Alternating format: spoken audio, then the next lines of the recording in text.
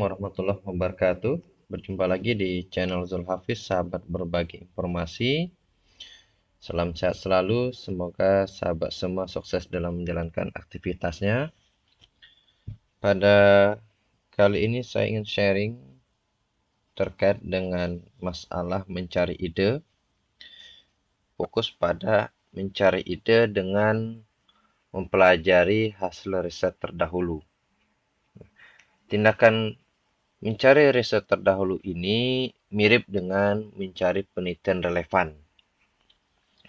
Sebelum kita mencari data penelitian atau hasil penelitian terdahulu itu, sebaiknya sahabat semua perlu mempersiapkan tabel inventarisasi yang nantinya kita gunakan. Seperti tampak pada layar, kita siapkan tabel yang komponennya berisi ada nomor, tahun, nama penulis, judul atau topik kajiannya, tujuan, metode, hasil.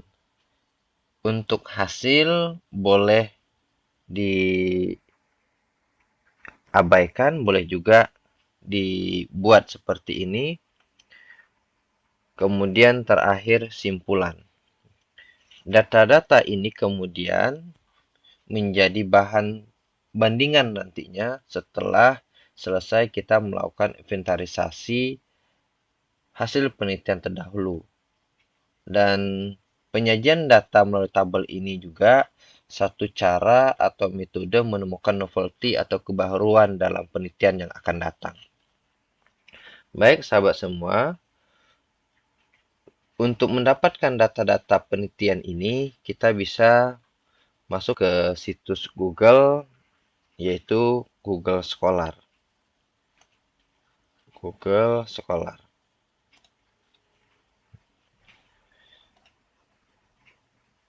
Pada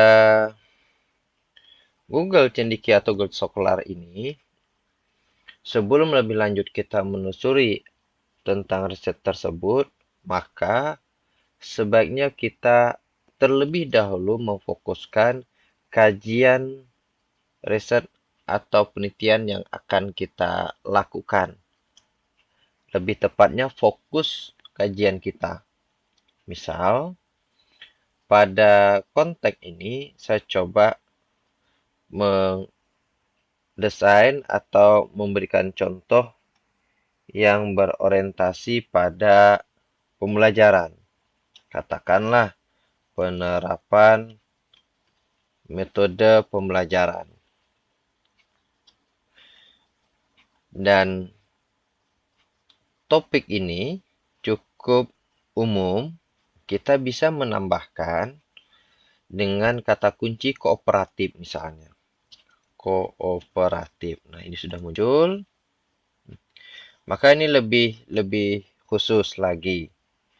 Jadi, di sini sudah kita dapatkan data-data terkait dengan metode pembelajaran dengan berbagai model, yaitu di sini konsepnya kooperatif, ada NHT, kemudian ada tipe example, no examples, kemudian ada tipe start, dan banyak lagi yang bisa kita telusuri dari sini. Ada tipe kooperatif itu sendiri. Nah, yang kita lakukan dengan data yang tampak di layar ini, kita buka artikel atau riset yang berkaitan dengan penerapan metode kooperatif. Di sini kita coba buka NHT, kemudian tipe start, kemudian kita buka lagi nanti berkaitan dengan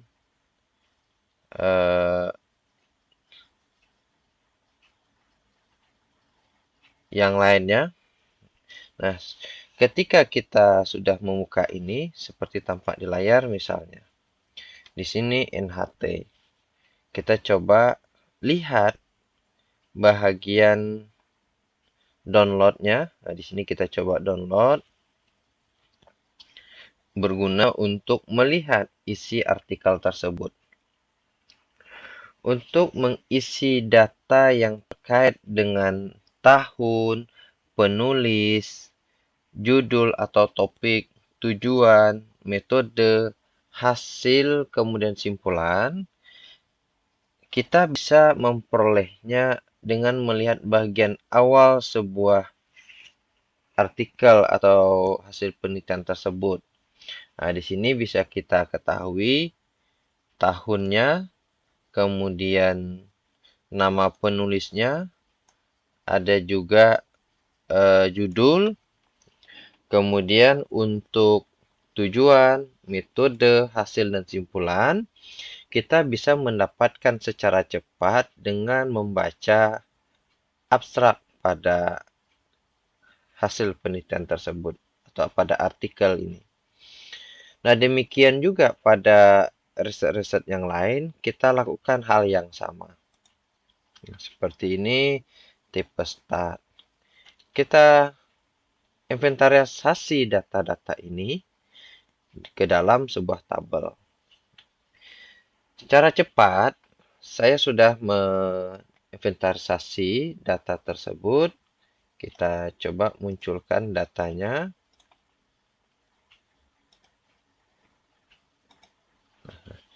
Nah, ini data-datanya. Kita masukkan ke dalam tabel ini. Seberapa banyak yang bisa kita masukkan, ya kita masukkan. Minimal dalam rentang 5 tahun itu kita coba jajaki. Jadi berapa banyak orang yang melakukan riset-riset yang terkait dengan pembelajaran kooperatif itu dengan berbagai tipe atau model. Nah, ketika kita sudah menginventarisasi, kita coba lihat ide yang dikembangkan atau topik yang dikembangkan. Di sini, dari hasil inventarisasi misalnya, kita mendapati penerapan NHT untuk meningkatkan hasil belajar dan berpikir kritis. Kemudian, ada lagi tipe start berorientasi pada keterampilan proses, kemudian metode kooperatif model Jigsaw untuk meningkatkan hasil belajar siswa. Nah, dari 3 ini, kita sebenarnya sudah bisa mendesain sebuah topik atau judul penerapan metode atau pembelajaran kooperatif dengan tipe atau tipe yang lain daripada yang sudah dibahas. Nah, ini tindakan yang dilakukan untuk menghadirkan novelty dalam sebuah penelitian. Atau kita bisa juga memanfaatkan metode yang sama, namun untuk meningkatkan yang lain. Kalau misalnya di sini orientasinya pada mata pelajaran IPS, SD, kita boleh saja pada mata pelajaran yang lain seperti bahasa Indonesia, matematika, dengan konsep NHT.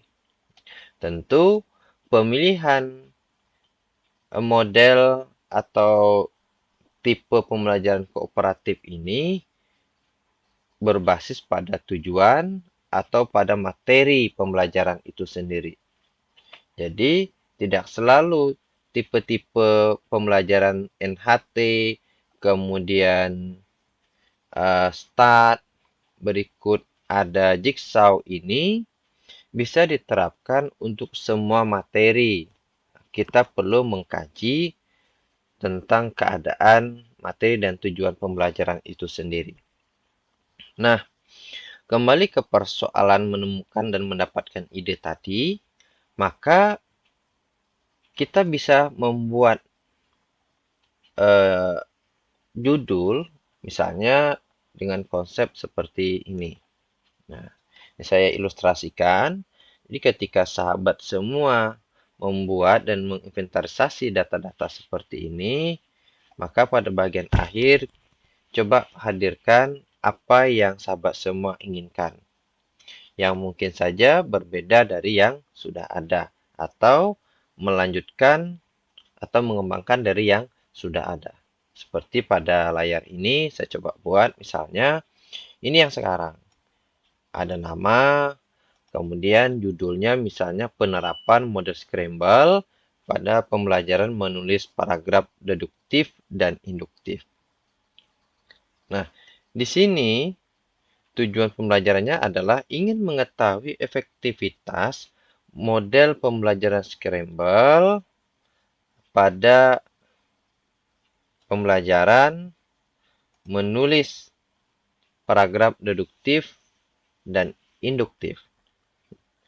Nah, metodenya kita perlu juga menjelaskan di sini seperti penelitian ini di konsep eksperimen, kemudian teknik pengumpulan data dengan tes, teknik analisis data dengan cara statistik deskriptif, kemudian pengujiannya dilakukan melalui uji normalitas, uji homogenitas, UJT, dan ANOVA misalnya.